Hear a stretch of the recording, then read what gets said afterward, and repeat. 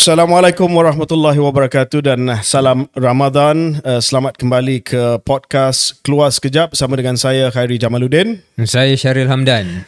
Hari ini adalah episod ke-7 Keluar Sekejap dan ini adalah episod pertama rakamannya kita buat semasa bulan Ramadan.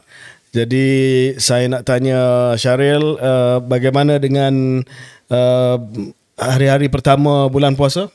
Alhamdulillah, semua berjalan lancar. Hari pertama saya tak sempat bangun sahur. Tapi selepas-lepasnya Terlajak okey. ke tak letak alarm ke macam mana? Letak alarm tapi tidur. Tapi satu benda yang saya cuba buat tahun ni dan setakat ni berjaya ialah so far saya tak vape. Tak vape? Maknanya memanglah time puasa kita tak vape. Lepas buka puasa pun sekarang saya makan Nicorette. Saya Nicorette. Nicotine gum. Jadi boleh sokong GG lah, Generational Endgame. Itu kita kena buat episod lain KJ. Okay. Saya nak tanya sikit sebab Syaril dikenali sebagai seorang yang pantau dengan serius calorie intake ataupun pemakanan harian. Orang tahu ke? Tahu kot. Ada reputation tu lah. Mungkin ada reputasi tersebut. Ada juga ura-ura yang mungkin mengambil bahan-bahan tertentu tidak ada. Untuk menjadi lebih sasa dan sebagainya. Bulan puasa ni tak baik kita buat fitnah. Okay, betul. So itu bukan fitnah. Itu saya kata soalan. Saya boleh sahkan memang tak pernah mengambil steroid. Kerana saya tak sebut steroid. Saya tak sebut steroid. Okey. Tidak ada bahan-bahan luaran, bahan-bahan terlarang. Jadi pencapaian dari segi fitness ni adalah legit dan jadi dan macam mana halal. Kekal fit semasa puasa ni? Makan dah tentu masa buka puasa jangan lebih-lebih sangat. Okey. Dan mana yang sempat lepas tarawih, kalau boleh pergi 24 hour gym, saya pergi 24 hour gym. 24 hour gym lah. 20 rakaat 24 hour gym. Tak ada. Rakaat 20 rakaat tu ataupun solat tu diutamakan. Okey. Bila dah habis tu ada masa sikit boleh lah. Bukan keutamaan dalam mulia ni. So kalau ada tips sebab saya dah dalam keadaan yang agak teruk. Tanya saya yang patut tanya KJ macam mana bulan puasa ni boleh. Sebab KJ ni punya KJ bila on form. Tapi disiplin KJ ni boleh dipertikaikan sikit dari segi dieting not dan on form. So apa tips kepada saya untuk menurunkan berat badan ni? Buka puasa saya tak tahu KJ buka puasa macam mana. Tapi melantak habis. Memang melantak habis tu mesti dielakkan at all cost. Kemudian tapi saya nampak KJ ni dia bukan pasal bulan puasa je. Masa bulan yang tak puasa pun, when you minat nasi kandar tu memang you melantak habis lah. So bila you boleh control benda ni? Sebab kalau tidak, your reputation pun in question sekarang. Careful. Enough. Okay, so ada feedback mengenai podcast kita? Saya ingat KJ kita punya episod yang ke-6 itu terutamanya mendapat tak tahulah nak kata sambutan ataupun respon yang lebih hangat daripada biasa. Bila kita cakap tentang culture wars, perang budaya itu okay. Di mana banyak juga komen-komen yang mengikuti rapat perbincangan. Antara komen yang mungkin kita nak respon ataupun kita nak clarify, ada yang cuba katakan macam seolah-olah episod kita nak justify kenapa kita tak boleh tolak perang budaya ni, ataupun kenapa kita tak sanggah, kenapa perlu kita cakap PMX perlu lebih berhikmah. Jadi ada yang mengatakan we are too soft lah. We are too soft. So saya ingat kita dah jelaskan. Ini soal menguruskan isu. Dan kalau kita terlalu mengambil jalan yang sergah sahaja, boleh backfire. Jadi itu kita punya point. Tapi apa pun kita sukalah bila perbincangan kita ni mendapat ikutan dan juga respon daripada pendengar. KJ nak tambah to clarify that our position bukannya kita menyokong perang budaya ni ataupun kita menjustify. Saya rasa kita reflect reality on the ground. Yes. Perasaan yang ada di kalangan rakyat biasa daripada apa yang kita baca, daripada apa yang kita dengar. Jadi bukan kita mengambil pendirian seperti itu, tetapi seperti Syaril kata, kepimpinan ni adalah bagaimana kita nak mengurus mengurus sebarang pertikaian, sebarang kekhilafan ataupun sebarang misunderstanding ataupun sebarang isu, dan sekiranya tidak dapat diurus dengan baik, maka you're going to have problems as a leader lah. Ya, dan mungkin kita punya pengalaman dalam Parti UMNO sebelum ini pun mengajar kita perkara itulah. Kita tak boleh tolak tepi dengan pendapat yang mungkin kita tak setuju, tapi perlu mengurus dengan berhikmah. Jadi itu pandangan kita lah. Ada komen lain? Komen-komen lain berkenaan dengan culture wars ni, semua ada pandangan tentang, banyak yang saya baca lah, banyak marah dengan Perikatan Nasional, dengan pendekatan Perikatan Nasional, dan juga marah apabila isu kaum ini dimainkan. Tapi again, macam KJ cakap hari itu ataupun sindir hari itu, banyak mungkin datang daripada Twitter Darul Liberal. Jadi sama ada ini adalah cerminan seluruh Malaysia, that's another question. Mungkin echo chamber saudara Syahril sebagai seorang sympathizer kepada Yang Berhormat Nik Nazmi lebih kepada echo chamber PH, dan mungkin saya lihat sebagai seorang yang lebih objektif, sebagai seorang yang tidak terikat kepada mana-mana pihak lah. I'll get you back later ni episode. So before we go into the episode, ada satu komen yang saya baca dalam ruang komentar YouTube yang minta kita mengupas isu Sabah dan Sarawak. Betul, saya nampak Sabah dan Sarawak. Mungkin itu akan menjadi satu episod untuk masa yang akan datang. Sebab menarik juga, Sabah dan Sarawak mempunyai peranan yang besar dalam pola politik hari ini, dan walaupun neither one of us are from there or expert tentang Sabah dan Sarawak, saya rasa mungkin kita perlu ada episod untuk Sabah dan Sarawak, dan mungkin kita jemput guest ataupun tetamu untuk bincang tentang Sabah dan Sarawak. Setuju? Okay, we'll do that. Alright. Okay, jadi dalam episod kita ni ada beberapa isu yang kita nak sentuh. Bermula dengan isu monopoli. Monopoli. Isu monopoli yang menjadi berita hangat apabila dua boleh kita anggap monopoli dah diberikan kenyataan oleh kepimpinan kerajaan bahawasanya monopoli ni akan tamat. Pertama adalah Tak Cenggo. Keduanya adalah Puspakom. Tak Cenggo kita tengok bukan hanya PMX yang sebut. PMX sebut dalam, saya ingat, satu town hall bersama dengan belia. Kemudian disambut oleh Menteri Pengangkutan yang mengatakan dalam pengangkutan awam akan berhenti monopoli oleh Tak Cenggo. Maknanya boleh pakai kad kredit, pakai debit untuk bayar terus without using Tak Cenggo. Kemudian Menteri Kerja Raya kemudian mengatakan bahawa 5 lebuh raya akan dipilotkan untuk penggunaan yang serupa, maknanya tak lagi hanya menggunakan Tak Cenggo ataupun RFID, iaitu produk-produk daripada syarikat Tak Cenggo semata-mata. Kemudian Datuk Sri Alex Linggi telah menyatakan bahawa selewat-lewatnya pada bulan September tahun ini, Best Raya NPE Akleh, Guthrie Corridor dan juga Jabatan Pulau Pinang akan dapat diguna pakai metod bayaran yang lain. Betul. Kemudian tak lama selepas itu, baru-baru ini, Puspakom pula. Puspakom, kita sedia maklum, mendapat konsesi monopolize semua pemeriksaan kenderaan yang wajib. Yang sukarela pun ada, tapi basically orang tahu pasal kenderaan pemeriksaan yang wajib lah. Sejak 1994 diberikan konsesi 15 tahun dua kali berturut-turut, dan akan tamat 2024. Konsesi 15 tahun akan ditambah buat kali ketiga, tetapi kali ini tidak lagi dimonopoli. Sampai 15 tahun yang akan datang ni, orang lain pun boleh masuk menawarkan perkhidmatan yang serupa. KJ, saya yakin ada banyak pandangan tentang perkara ini. Cuma tentang Puspakom ni mungkin saya mulakan sedikit.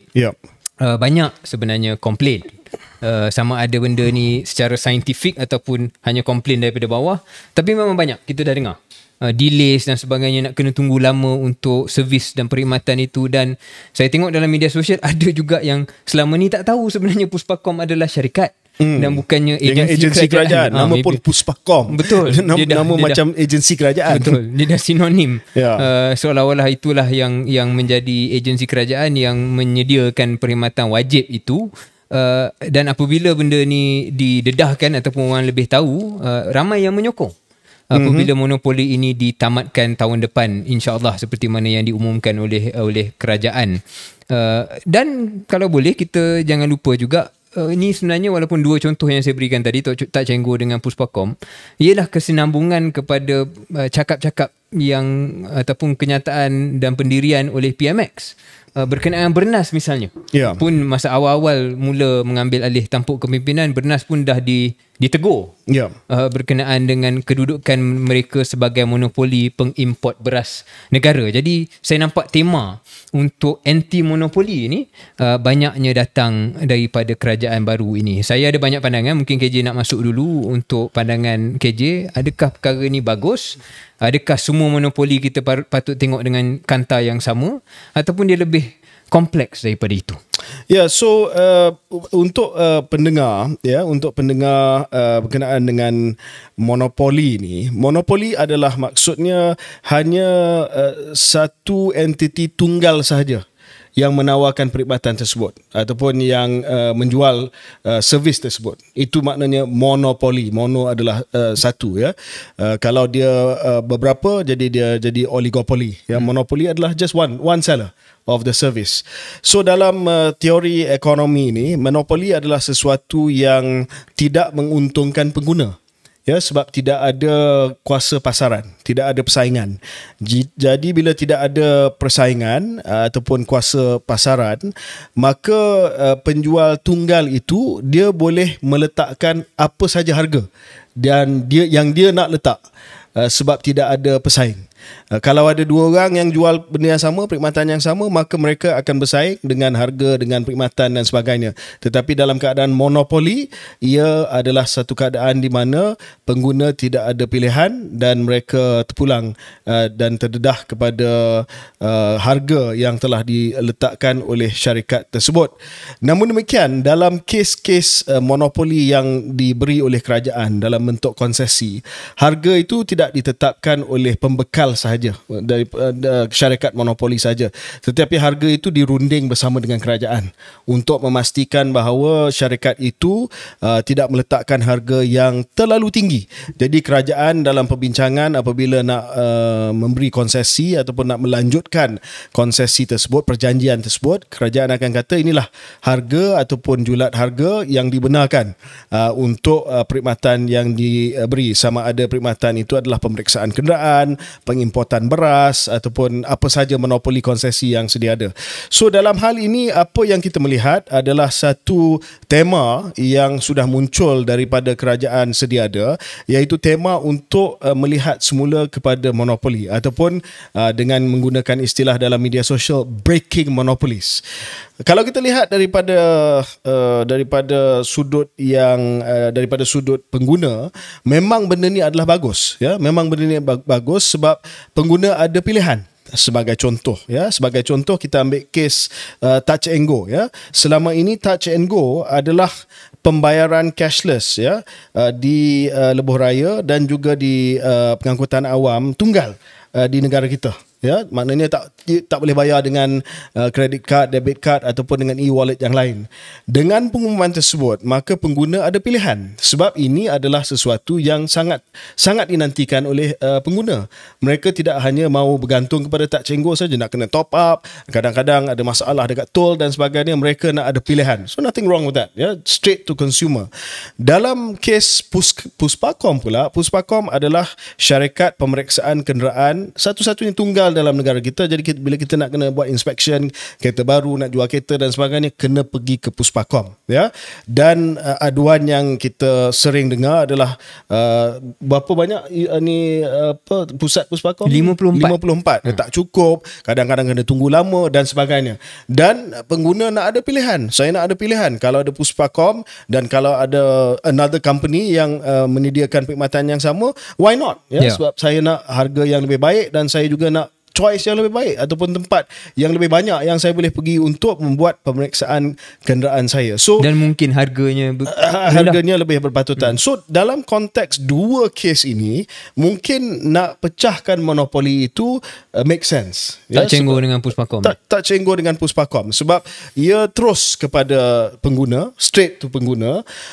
Dia bukanlah regulated industry seperti TNB, dan kita akan sentuh nanti soal soal industri jana kuasa dan juga industri utility elektrik, ataupun monopoli lain yang mungkin kita akan sentuh yang ada kaitan dengan kerajaan, concession kepada kerajaan. Contoh, logistik di KKM diberi kepada Farman Niaga yang mengendalikan storage dan logistik dan juga pembelian ubat daripada syarikat-syarikat farmaceutical bagi pihak kerajaan. Itu tidak terus kepada pelanggan. Jadi itu lain. Tapi KJ boleh saya mencelah kejap. Walaupun tidak terus pada pelanggan, tapi tidakkah akhirnya dia boleh membawa kepada harga yang lebih tinggi daripada apa option yang ada kalau tidak ada monopoli? Saya bagi contoh ringkas KJ dari segi bernas misalnya. Isu yang dibangkitkan adalah macam mana dalam satu tahun ada dividen sampai ratusan juta ringgit. KJ sentuhkan tadi tentang teori ekonomi kan. Kita tahu soal ni ada producer surplus lah. Maknanya kalau sesebuah syarikat yang ada monopoli tu boleh untung ratusan juta, dari segi definisinya maknanya sepatutnya keuntungan tu boleh diagihkan dengan harga yang lebih rendah. Maknanya tak patutlah dia boleh untung besar macam tu. Jadi bila rakyat nampak macam mana syarikat monopoli boleh dapat keuntungan besar pada minda dan perkiraan ni, dan saya kira tak salah 100% cara perkiraan ini, bermakna dia bayar lebih daripada apa yang boleh dibayar kalau tidak ada monopoli.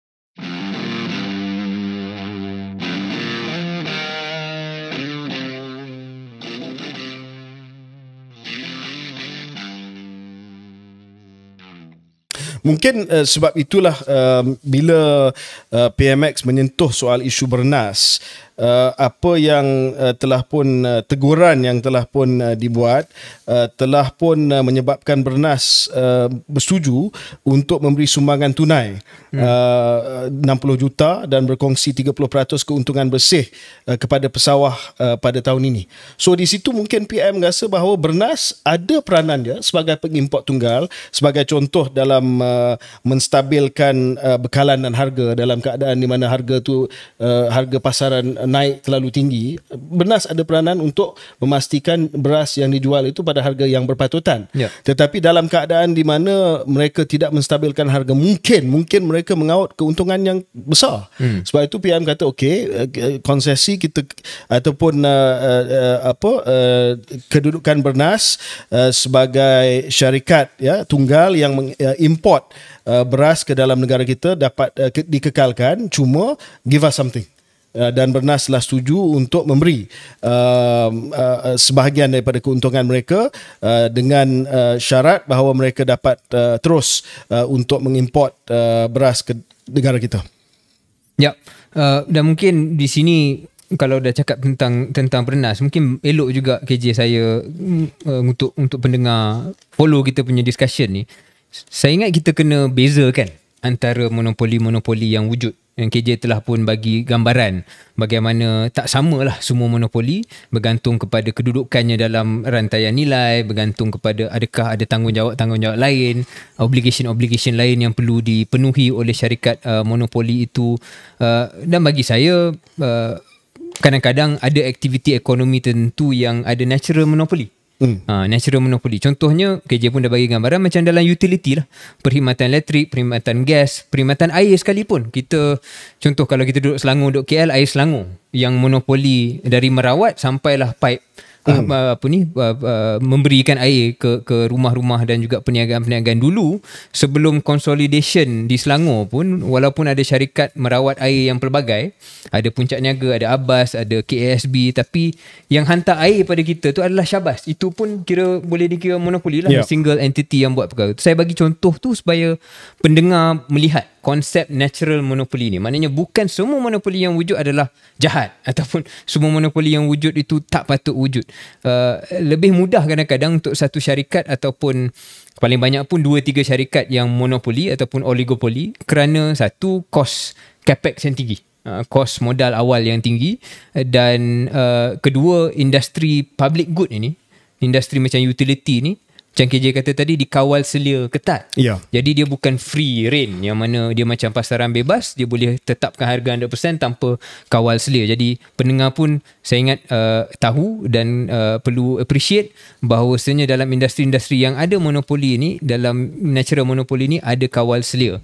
Lebih mudah untuk kerajaan kawal kadang-kadang kalau yang dikawal selia itu hanya satu syarikat ataupun dua syarikat. Saya bagi contoh TNB lah. Capex dah tinggi. Bukan mudah untuk mana-mana syarikat ambil alih transmission, distribution dan semua itu dah dibelanjakan oleh TNB. Kemudian dalam hal penetapan tarif misalnya dikawal selia dengan cukup ketat. Bukan TNB boleh tetapkan harga elektrik macam mana dia nak jual. Dan lebih mudah dalam kalau dalam satu industri itu, dalam satu aktiviti ekonomi dalam contoh TNB itu, kalau hanya satu syarikat yang kerajaan perlu deal. Just deal dengan TNB. Jadi dalam hal TNB, dalam hal Telekom Malaysia pun misalnya, saya rasa saya tak sokong kalau tiba-tiba kita kata anti-monopoli, semua ni kita kena buka. Too much, it will be too much, it will be too fast dan tak jelas bahawa alternatif membuka itu adalah lebih baik daripada hari ni. Jadi apa yang KJ katakan tu cukup betul lah. Cuma ada kes-kes lain selain daripada TM, selain daripada TNB ni di mana ia lebih kompleks. So contoh bernas KJ, di mana monopoli untuk import tu ada, tapi dia datang dengan beberapa syarat. KJ pun dah gariskan beberapa syarat itu. Kena bagi subsidi pada petani, maintain stok penimbal 3 bulan. Mungkin pendengar tak tahu, bernas punya ni at least 3 bulan stok penimbal, stockpile tu mesti ada beras. Dan beras tempatan mesti dijual lebih murah daripada beras import. Jadi bernas pun dikawal selia di situ. Jadi di situ bukan sangat soal capex, tapi soal syarat yang diletakkan untuk mencapai matlamat-matlamat sosial yang lain. Jadi bagi saya hal bernas ni dia walaupun tidaklah macam TNB dan Telekom Malaysia, kalau nak buka itu bukanlah tak boleh, tapi kena fikirlah macam mana nak capai matlamat-matlamat sosial yang lain. Saya cuma nak tamatkan saya punya pandangan KJ before I go back to you. The bigger point maybe ialah monopoly of activity versus monopoly of profits. Yang ni mungkin kita nak introduce pada pendengar konsep dia. Kalau monopoly of activity ni mungkin pendengar boleh pertimbangkan. Yang menjadi isu yang mungkin mereka rasa macam tak boleh nak sokong atau susah nak terima adalah apabila ada monopoly of profits. Di sini again I go back to TNB, I go back to Telekom, di mana kita tahu pemegang saham besar syarikat-syarikat itu, saya tak silap saya 60% between the two companies adalah KWSP, adalah PNB. Jadi keuntungan syarikat-syarikat itu akan datang balik kepada rakyat. Saya tengok riak muka KJ pun bukanlah benda tu menjadi alasan. It's a slippery slope, my friend. It's a slippery slope. And I agree because I think it is not tak bagus lah kita kata just because rakyat pegang ni dan dia boleh free reign. Right. Kita boleh selamatkan Sapura Kencana. Tak boleh. Tak boleh. But at least KJ, when there is no obvious monopoly of profit, lebih mudah untuk kita justify ataupun kita work with monopolies. Alright. So I want to suggest one thing. Kalau kita tak nak just based on pemilikan saham monopoli-monopoli ni oleh entiti yang pergi balik pada rakyat, EPF, PNB dan sebagainya, boleh tak kita buatkan satu konsep di mana semua monopoli-monopoli macam TNB, di mana profits dia regulated. Bukan hanya price is regulated, but the profits, as in, maybe not TNB but IPPs kan? Basically make sure the IRR is a certain percentage. Maknanya untuk pendengar ni, kalau nak dapat konsesi yang monopoli, you punya keuntungan dihadkan. Dan harga yang you charge ni based on kita punya kerajaan punya perkiraan, kalau you charge harga sekian-sekian, keuntungan you tak boleh lebih daripada X. Jadi di situ pun satu lagi kawal selia yang boleh bagi orang lebih selesa. Cakap okay fine, I give you monopoly sebab natural monopoly ke, sebab lebih mudah, sebab capex dia terlalu besar, but I don't have I tak ambil risiko bahawasanya you sebagai monopoli boleh mengambil keuntungan yang terlalu besar sebab kita regulate the profits. In that way, maybe that's another dimension untuk syarikat-syarikat dan aktiviti-aktiviti yang sedia kala ni masih dimonopoli. Okay, menarik dan I must say, luar biasa pandangan yang dinyatakan oleh Syaril. But I'm going to take it back to case yang sedia ada dan bincang dua case ya. Yang pertama kita balik kepada Puspakom lah ya, sebab ada perkara yang saya nak kupas sedikit berkenaan dengan Puspakom ni. Puspakom seperti mana yang kita tahu dilantik pada tahun 1994 oleh kerajaan untuk menjalankan semua pemeriksaan mandatory untuk kenderaan komersial dan persendirian. Dan Puspakom ini adalah anak syarikat DRB Highcom. Dan untuk pengetahuan pendengar, DRB Highcom ini dikawal ataupun pemegang saham yang terbesar secara tidak langsung adalah Tan Sri Syed Mokhtar Al-Bukhari. Ya, dan dalam DRB Highcom ini ada banyak perniagaan, ada perniagaan otomotif, ada perniagaan postal, Pos Malaysia, ada perniagaan perbankan, bank muamalat, ada perniagaan aerospace, defense, pertahanan dan sebagainya.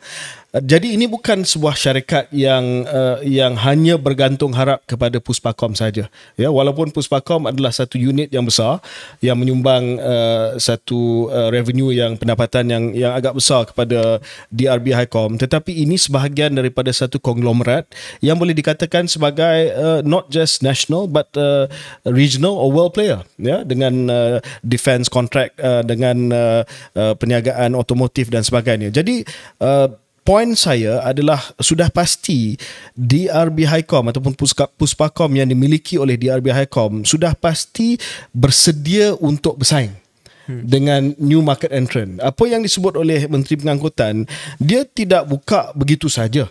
Dia buka dengan syarat-syarat tertentu. Kementerian Pengangkutan dan JPJ akan membangunkan syarat kelayakan, peraturan peroperasi, skop perkhidmatan, lokasi pemeriksaan. Bukan siapa-siapa yang boleh buka dia punya bengkel kereta kata saya nak periksa kenderaan bagi pihak JPJ. Jadi memang kelayakan itu saya rasa ketat dan barrier to entry ataupun penghalang untuk peniaga-peniaga yang baru masuk agak tinggi, dan saya rasa Puspakom ini adalah satu cabaran yang positif bagi mereka sebagai satu syarikat yang berada di dalam konglomerat yang besar, konglomerat yang kompetitif, dan sepatutnya boleh welcome the competition. Cuma saya juga ada baca bahawa nak pecahkan monopoli Puspakom ini akan ada kesan kepada seorang usahawan Bumiputera, Syed Mokhtar Al-Bukhari, dan monopoli ini diberi kepada usahawan-usahawan Bumiputera tertentu supaya ini dapat meningkatkan lagi pegangan equity dan juga kejayaan ekonomi orang Melayu dalam perniagaan. Tapi bagi saya mungkin itu adalah hasrat awal, ya, bagi konsesi kepada peniaga Melayu, usahawan Melayu untuk dapat konsesi monopoli dalam mereka membangunkan perniagaan mereka, dalam mereka establish dalam sektor tersebut. Tetapi tiba masa untuk kita membenarkan saingan daripada syarikat-syarikat lain. Kalau tidak, mereka akan terus dilindungi dan tidak akan terdedah kepada persaingan. Apa pandangan Syaril? Saya setuju 100%. Saya ingat apa yang KJ gariskan tentang tujuan matlamat asal itu, mungkin matlamat itu murni, tapi itu adalah hujah 80-an dan 90-an kot KJ. Yang kita tahu logik itu diguna pakai oleh Perdana Menteri yang mana. Yang mana perkara itu digunakan dan hujah itu digunakan, dan monopoli seperti ini hanya satu contoh satu contoh simptom saja, dan banyak simptom-simptom lain yang digunakan atas konsep yang sama, iaitu kita kayakan, kita berikan peluang kepada usahawan-usahawan Bumiputera terpilih dengan harapan ada trickle down kepada orang Melayu kebanyakan. Dan sorry to say KJ, I mean factually speaking, benda tu tidaklah berjaya sampai ke tahun 2023 ini. Jadi model itu kurang lagi relevan kot kalau itu yang dijadikan hujah. Jadi kalau sekarang nak kekalkan monopoli, it has to stand on its own terms lah. Dia bukan soal Bumiputera ni lagi dah. I think the point is, kalau dah ada konsesi dan monopoli tersebut sejak tahun 1994 dan telah membina satu operasi yang sekarang ini efisien, yang ada inspectors yang bertauliah, yang ada lokasi yang efisien, yang ada back end yang seamless, saya rasa there's nothing they should be worried about. No, I agree. Yeah. Kalau it could be juga KJ, benda ni menjadi policy buka monopoli ni, but in the end they still pretty much monopolize. Right. Sebab dia ada advantage yang banyak. Yeah. KJ kata dia dah part of a conglomerate, dia dah ada 54 lokasi. KJ pun kata tentang barrier of entry. One of the interesting barriers of entry KJ, tak silap saya, ialah siapa yang nak jadi Puspakom baru ni tak boleh offer tak boleh repair kereta. Maknanya you tak boleh jadi bengkel yang nak repair kereta, lepas tu you jadi pemeriksa. Yalah, kita pun faham, kalau tidak benda tak ada problem, you kata problem. So itu pun salah satu persoalan, siapa yang mempunyai kemampuan, bukan hanya capex tapi kesediaan untuk ada business model semata-mata pemeriksaan, bukan untuk repair, bukan untuk buat gantian apa-apa. Jadi it is possible, benda ni is a policy decision, but the outcome is still that Puspakom ada kelebihan yang teramat tinggi dan sepatutnya ada lah.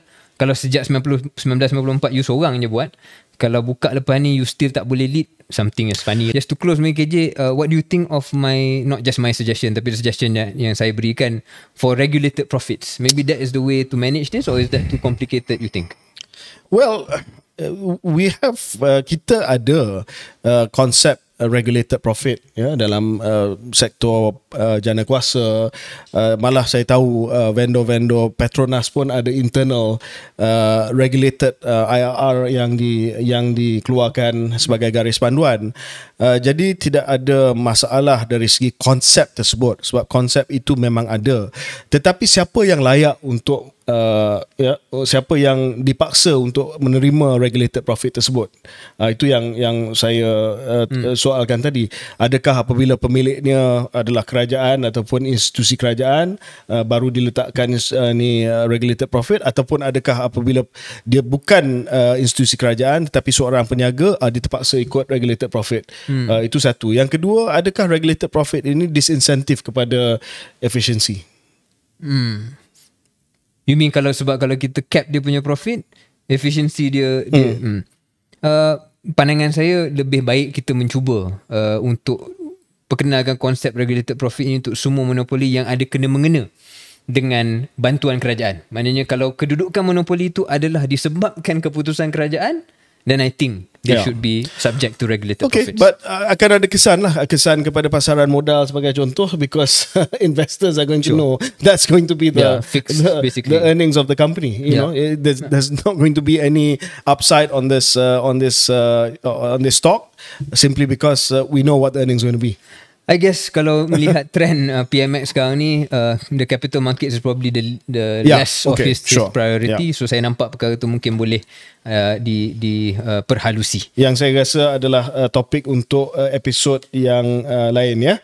So kita akan berhenti seketika dan kita akan kembali dengan topik lawatan rasmi PMX ke Arab Saudi.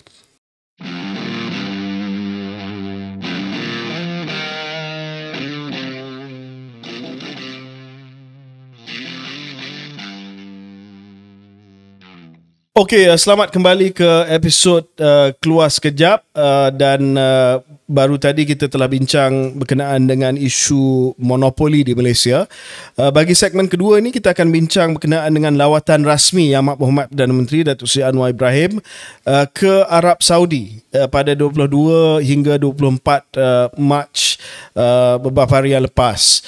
Dan ini adalah satu lawatan yang bertujuan untuk meningkatkan hubungan bilateral antara Malaysia dan juga Arab Saudi, dan sudah pasti seperti lawatan-lawatan rasmi yang lain, highlight ataupun tumpuan utama bagi lawatan tersebut seperti mana satu kenyataan akhbar yang dikeluarkan oleh Wisma Putra, Kementerian Luar Negara pada 22 hari bulan Mac adalah pertemuan Yang Amat Berhormat Perdana Menteri bersama dengan Raja Salman, Raja Arab Saudi, dan juga Putra Mahkota Arab Saudi Muhammad bin Salman. Namun demikian kita telah pun diberitahu bahawa Yang Amat Berhormat Perdana Menteri tidak dapat berjumpa dengan Raja Salman ataupun dengan Putra Mahkota Muhammad bin Salman ataupun MBS, dan selepas itu sudah pasti ada alasan yang diberi bahawa Yang Amat Berhormat tidak dapat melanjutkan lawatan beliau selama 1-2 hari lagi, sebab katanya jemputan daripada MBS Putra Mahkota Arab Saudi adalah pada hari selepas Yang Amat Berhormat telah berlepas pulang ke Malaysia, dan oleh kerana Yang Amat Berhormat ada jadual lawatan ke Cambodia, lawatan ke negara China dan sebagainya, beliau tidak dapat melanjutkan lawatan beliau ke Arab Saudi dan tak dapat jumpa dengan Crown Prince MBS ataupun Muhammad bin Salman.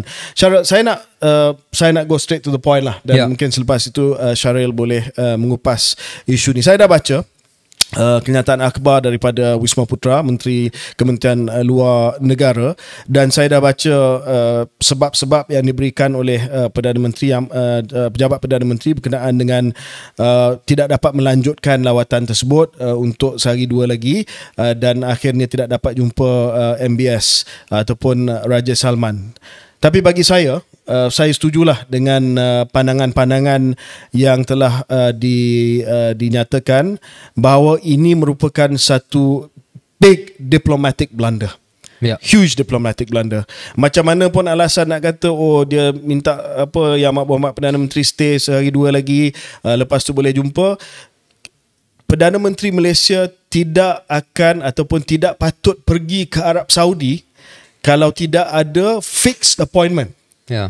Confirm fixed appointment dengan Raja Salman ataupun dengan Putera Mahkota MBS Muhammad bin Salman. That's it. That's all there is. There's not much more for me to add. Sebab KJ, kalau ni Perdana Menteri, kalau bukan Perdana Menteri pun, kita jadi CEO syarikat ke, kita jadi apa-apa ketua entiti, kita disusun oleh pegawai-pegawai untuk melawat mana-mana lokasi dengan expectation kita akan jumpa dengan counterpart. Lepas tu kita pergi sana, rupa-rupanya benda tu tak lock lagi.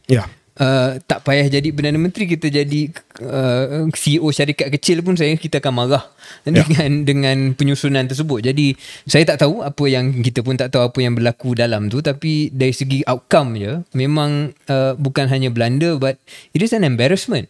And it's not pasal embarrassment to PM alone, it's embarrassment to Malaysia. Dan benda ni kalau nak bersilat dan sebagainya pun tak boleh elak daripada perkara tu. Dan kita, saya ingat KJ dengan saya kita tak ada interest, tak ada minat nak katakan benda ni menunjukkan PM ni bagus ke tak bagus. Nothing to do with that. I think we've been fair. We've been completely fair throughout our podcast. Dia tak ada kena-mengena dengan ni menunjukkan bahawa ada Perdana Menteri lain lebih dihormati. Kita tak nak masuk spekulasi tu. That's not the point. The point is, siapa pun jadi Perdana Menteri, kalau dah pergi ke dan kemudian ada siaran media oleh Wisma Putra pada hari dia keluar daripada Malaysia bahawasanya akan jumpa. Dia bukan cakap dia pergi dan kita tengok macam mana. Itu pun, kalau macam tu pun tak betul, tapi dalam press release dah jelas mengatakan akan jumpa dengan MBS dan juga jumpa dengan King Salman. Dan dua-dua tu tak ada. So dalam kenyataan akhbar tersebut disebut, saya baca, YAB Prime Minister is scheduled to have audiences with His Majesty King Salman bin Abdul Aziz Al Saud, custodian of the two holy mosques, and His Royal Highness Muhammad bin Salman Al Saud, Crown Prince and Prime Minister of the Kingdom of Saudi Arabia. Is scheduled to have. Dijadualkan. Jadi soal tarikh itu diubah dan sebagainya, saya rasa tak timbul. Sebab you go to Saudi Arabia to have an audience with the King and the Crown Prince, especially the Crown Prince. Kita tahu bahawa semenjak beberapa tahun yang lepas, yang sebenarnya menerajui kerajaan Arab Saudi adalah Putera Mahkota Muhammad bin Salman. Dan Arab Saudi adalah salah satu daripada hubungan diplomatik yang sangat-sangat penting bagi kita. Ini bukan soal hanya kota haji. Ramai yang kata kita pergi Arab Saudi ni nak settle kota haji dan sebagainya. Tetapi kalau kita lihat dari segi geopolitik, peranan yang dimainkan oleh Arab Saudi sekarang sangat-sangat penting. Mungkin lebih penting daripada Turki, iaitu sebuah negara yang memang Yang Amat Berhormat PMX dapat akses kepada Presiden Erdogan, tetapi Arab Saudi tak kurang dia punya peranan di pentas geopolitik, dan juga banyak peluang-peluang penjagaan dan pelaburan, lebih-lebih lagi dengan pembangunan kawasan NEOM, the line dan sebagainya, yang boleh dilibatkan syarikat-syarikat daripada Malaysia. Tapi akhirnya it didn't happen. Dan lainlah kalau ini adalah lawatan peribadi untuk mengerjakan ibadah umrah. Tetapi this was an official visit. Press release official visit. Maksudnya pembayar cukai bayar untuk PMX pergi ke sana. It's not a visit to do your umrah. Ini adalah kunjungan untuk berjumpa dengan raja ataupun sekurang-kurangnya dengan Putra Mahkota, iaitu Perdana Menteri Arab Saudi. Dan Syarif, saya dah lama terlibat dalam penyusunan program-program keluar negara, termasuklah penyusunan program Perdana Menteri. Dan saya tahu bahawa kita tidak akan pergi sekiranya program itu tak lock. Ya. Lebih-lebih lagi, kalau orang tahu berkenaan dengan budaya di Arab Saudi, dia tak akan pergi minggu pertama Ramadan. Sebab minggu pertama Ramadan ni memang jadual-jadual haywire. Tak boleh last minute nak letak. Tak boleh tak boleh last minute, dan mungkin mereka sendiri telah memberi isyarat, dan saya difahamkan bahawa Arab Saudi sendiri telah memberi isyarat try not to come later because the first week of Ramadan memang haywire. Dan akhirnya ini telah jadi. Dan saya tak pasti siapa yang harus bertanggungjawab. Sudah pasti Wisma Putra, dan of course saya dengar pandangan-pandangan daripada politician, daripada PH dan sebagainya, yang mengatakan bahawa ini perkara yang kecil, move on dan sebagainya. No, this is not small. This is a big embarrassment. Yeah, I completely agree. Dan but it's okay, I guess mistakes happen. Bila mistakes happen, somebody has to take responsibility dan be transparent about it. Sebab rakyat Malaysia dan kita pun bukannya nak menyerang perkara ni, kita nak perkara ni diperbetulkan. Jadi kalau ada penjelasan dan juga pengambilan tanggungjawab, then we can move on. But if you try and bagi alasan yang susah sikit nak swallow, misalnya mengatakan ni sebab reschedule, kemudian nak jumpa ni tak berapa penting sebab kuota haji lebih penting, ataupun MOU yang then you start making people feel satu lagi, saya baca kenyataan daripada seorang ahli parlimen PH yang menyatakan apa yang rakyat Malaysia dapat sekiranya PM masuk ke dalam Kaabah. That's not the point. That's not the point. Dia cuba serang balik, ya, sebab jangan agaknya trivialize lah. Agaknya rasa malu sebab benda ni telah berlaku, tapi itu bukan poinnya. Kalau dia dapat masuk Kaabah, itu satu pengiktirafan. Maknanya the symbolic. You are the guest of the king. You are the guest of the custodian of the two holy mosques. Maknanya darjat pengunjung ataupun Perdana Menteri yang melawat tu sangat-sangat tinggi. Dan saya nampak perkara ni, walaupun kita punya minat, KJ dengan saya ni lebih nak tengok perkara ni diperbetulkan dan diperjelaskan, tapi dia akan jadi isu politik kejap lah ni. Sebab Pakatan Harapan akan spin begitu. Kemudian kita tengok JCOM pun dah keluarkan kenyataan. Bagi saya, bila JCOM kena keluarkan kenyataan tu, maknanya kita tahu something has gone wrong. Something's wrong. Pada masa yang sama, Perikatan Nasional dia dah macam naik shift pula. Dia seronok dengan benda ni, menggunakan perkara ni untuk menyerang reputasi PMX. Jadi perkara ni akan berlanjutan untuk beberapa ketika lagi, dan itu yang saya tegaskan tadi, kalau boleh diperjelaskan dan mereka yang rasional akan boleh move on. Dan mungkin last point on this is saya rasa harus lebih berhati-hatilah bila nak susun jadual Yang Amat Berhormat Perdana Menteri ke luar negara. Sebab akhirnya walaupun kita bukan dalam kerajaan Pakatan Harapan, he represents us. He is our Prime Minister. Dan bila benda ni berlaku di luar negara, dia bukan hanya malu kepada Perdana Menteri, tapi malu kepada rakyat, malu kepada kita jugalah. Maybe one last point, KJ, that saya baru teringat. It is possible, just to be fair lah, just to be kind, it is possible ada juga ranking yang dilihat, negara mana yang perlu dipergi awal, kan? Jadi mungkin setelah pergi ke Turki, ada rasa keperluan untuk cepat-cepat kita pergi ke Arab Saudi sebelum kita pergi tempat lain. But it's worse to have a ranking, pergi ke Arab Saudi lebih cepat daripada negara-negara lain, tapi akhirnya tak dapat nak jumpa dengan Raja dengan Perdana Menteri. That's true. Saya cuma nak gambarkan mungkin di situlah yang mereka merasakan perlu ambil risiko untuk pergi juga. But in the end, I guess if you're going to have to take a shot, make sure it hits. Oh yes, that relates to both of us in different life. Okay, kita akan berhenti seketika dan kita akan kembali dengan segmen yang terakhir, iaitu perang teknologi dan juga perbicaraan TikTok di Dewan Kongres Amerika Syarikat.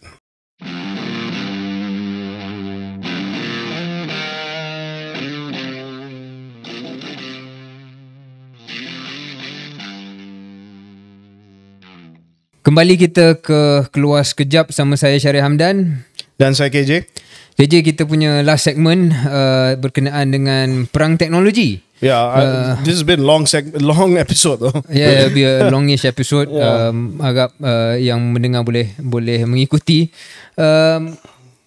topik kita ni, segmen kita ni susulan apa yang kita tonton beberapa hari yang sudah, di mana CEO TikTok Shou Chew, kalau betul sebutan saya, CEO dia lah, disoal selama 5 jam di Kongres Amerika Syarikat, dan background ni adalah ada usaha perundangan di Amerika Syarikat untuk sekat TikTok, mungkin ban TikTok outright, atas hujah-hujah tertentu, termasuk hujah di mana mereka risau ataupun percaya data yang dikumpul oleh TikTok boleh digunakan oleh kerajaan negara China. Dan kita tahu TikTok seperti mana platform media sosial lain, tapi especially TikTok, dia mengumpul data yang banyak tentang pengguna-pengguna. Data itu yang mereka gunakan untuk curate ataupun untuk tentukan apa video yang kita tonton.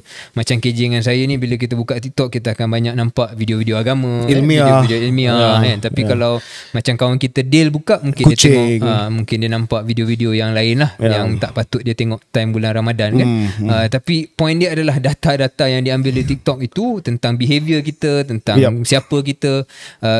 Kerajaan Amerika Syarikat merasakan, ataupun Kongres Amerika Syarikat dan the whole political class di US, tak kisah Republican ataupun Democrat, nampak mereka risau bahawa ia boleh digunakan untuk tujuan-tujuan lain, khususnya oleh kerajaan negara China. Kerisauan dan hujah mereka ini nampaknya setelah 5 jam cuba CEO TikTok itu menjawab, tak dapat dipatahkan oleh CEO. Jadi penganalisa-penganalisa ada unjuran bahawa sesuatu hampir pasti berlaku. Dan ada sesuatu tindakan perundangan di US untuk menyekat TikTok. Itu analisa mereka yang expert dalam hal ini. Untuk makluman pendengar, TikTok ada pengguna lebih 1 bilion di seluruh dunia, 150 juta di Amerika Syarikat, dan di Malaysia lebih 53% daripada pengguna media sosial adalah dalam TikTok. Dan angkanya, kalau saya tengok tadi, lebih kurang 8 juta, 7-8 juta lah pengguna TikTok di Malaysia. Jadi KJ ada pandangan. Saya nak bagi pandangan ringkas dalam hal ini. Saya nampak dalam hal ban TikTok ini, dia bukan hanya semata-mata data punya isu, tapi adalah perang geopolitik antara KJ mesti ada lawak lain antara US dan juga China ni. Yang kita nampak dalam perundangan-perundangan lain, tapi sekarang ini dia masuk ke arena TikTok. Tapi sebelum kita nak komen tentang apa yang US nak buat, mungkin sebagai permulaan kita kena ingatkan orang juga, China pun buat juga. China pun tak bagi Facebook, China pun tak bagi Google, China pun tak bagi WhatsApp. Jadi adakah benda ni hanya respon Amerika Syarikat? And if you, to be fair lah, kalau you nak be fair, this is a standard trade war lah. Kalau you tak bagi American companies operate in your country, why would America allow your company to operate in theirs tanpa gangguan ataupun tanpa kacau? Mungkin KJ nak respon, adakah ini adalah satu lagi simptom perang geopolitik yang akan berterusan? Ya, memang ini adalah sebahagian daripada perang teknologi dan juga perang geopolitik. Saya tergelak tadi sebab kalau kerajaan China sedang mengumpul maklumat berkenaan dengan rakyat Malaysia berdasarkan kepada TikTok untuk penggunaan perang, they just probably learn about the bad dances that we are doing. Nothing to learn. Yeah, I mean, have you seen the stuff on TikTok? Like I said, my curated content are all religious. Yeah. Okay, but anyway, look, menggunakan data yang data pengguna daripada media sosial adalah satu bidang yang sebenarnya serius. Walaupun mungkin kita rasa video dalam TikTok ini adalah benda-benda yang remeh, tetapi lama kelamaan ia memberi satu gambaran berkenaan dengan pemikiran pengguna tersebut. Dan kalau pemikiran ataupun data tersebut boleh dimanipulasi, maka kita boleh menggunakan algoritma untuk mempengaruhi tingkah laku orang tersebut. Itu yang dirisaukan. Itu yang dirisaukan. Cuma masalah saya di sini adalah, pertamanya saya tengok dari segi sesi keterangan yang diberi oleh CEO TikTok di Kongres ya, So Si Chu. Beliau adalah seorang rakyat Singapura, warga negara Singapura, bukan warga negara China ya. Dan dia pergi Harvard, dia mendapat pendidikan di Amerika Syarikat dan sebagainya. Tetapi yang melucukan adalah kualiti soalan-soalan yang telah pun ditanya. Ada seorang congressman tu, saya tak tahu congressman dari mana-mana. Dia tanya kepada CEO Mr. Sao ni, dia kata, adakah TikTok akan akses Wi-Fi network? Saya nampak video. Did you hear that? I saw that. Dan dia tak tahu nak jawab macam mana. Ya, dia tak tahu nak jawab. Dia kata, yes, if you use TikTok and TikTok is latched onto the Wi-Fi, then obviously it's using the Wi-Fi. So bukan Malaysia je lah. Dan satu lagi, saya tengok intonasi dan juga cara soalan tu agak xenophobic lah. Agak xenophobic, maksudnya dia mengambil pendirian tersebut sebab syarikat ini adalah syarikat daripada China. Ya. Saya tak rasa soalan-soalan itu akan menjadi begitu agresif dan begitu condescending, begitu menghina kepada syarikat-syarikat Amerika Syarikat. Ya, Mark Zuckerberg takkan kena macam tu lah. Mark Zuckerberg kena, tapi untuk benda-benda lain, keuntungan dia dan sebagainya ya, tetapi tidaklah seperti itu. Does it latch onto Wi-Fi? I mean, come on. So saya nampak ada it's being targeted because it's a China company. Sure. For sure, ya. Dan kita dengar juga CEO TikTok kata bahawa selepas beberapa bulan ini, segala data yang disimpan oleh TikTok tidak akan berada di luar Amerika Syarikat, akan berada berpekalan physically in America. Dan hanya majikan TikTok saja yang tertentu yang akan dapat akses kepada data tersebut. Jadi bagi saya, TikTok telah melaksanakan segala-galanya untuk memastikan bahawa data itu tidak boleh diakses di China. Dan mereka akuilah sekarang ini mungkin data tersebut boleh diakses oleh jurutera di ByteDance, iaitu syarikat yang memiliki TikTok. Tapi dia kata, we are making a conscious effort, kita sedang usahakan supaya data itu semua pergi ke Amerika Syarikat. Jadi ini komitmen yang diberi kepada TikTok. Dan saya nampak bahawa I think the Americans have made up their mind. They just want to ban TikTok. Or force the sale. Or force the sale. Dia untuk pendengar ya, Amerika dia hanya mahu sama ada dia nak haramkan TikTok ataupun dia nak paksa ByteDance, syarikat yang memiliki TikTok, syarikat China, untuk jual TikTok. And of course, the crown jewel of TikTok is the algorithm lah.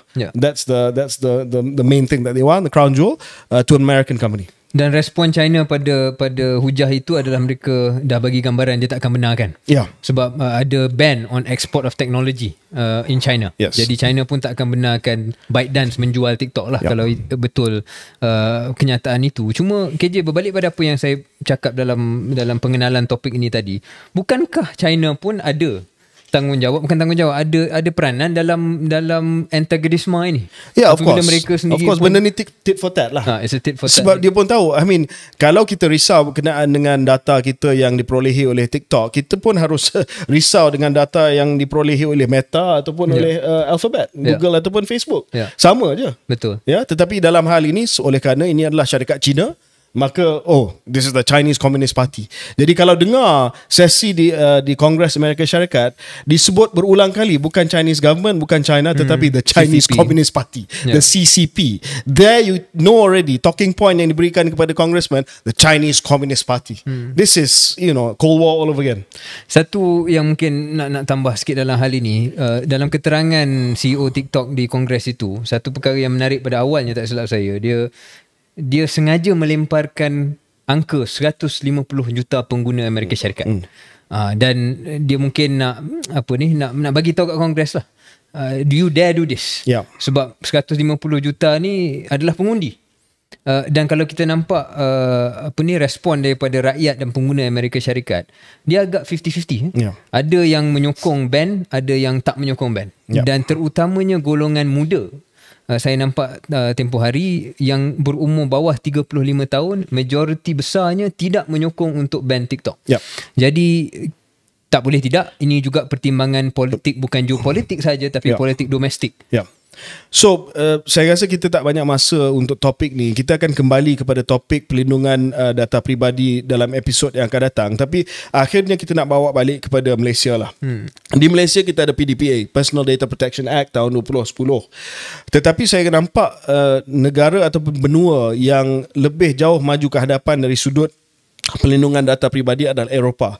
Eropah ada EU General Data Protection Regulation ataupun GDPR. Sebagai contoh, di bawah PDPA Malaysia, personal data bermaksud adalah maklumat yang diproses dalam commercial transaction. Itu baru jadi personal data. Tetapi di bawah GDPR EU, maka segala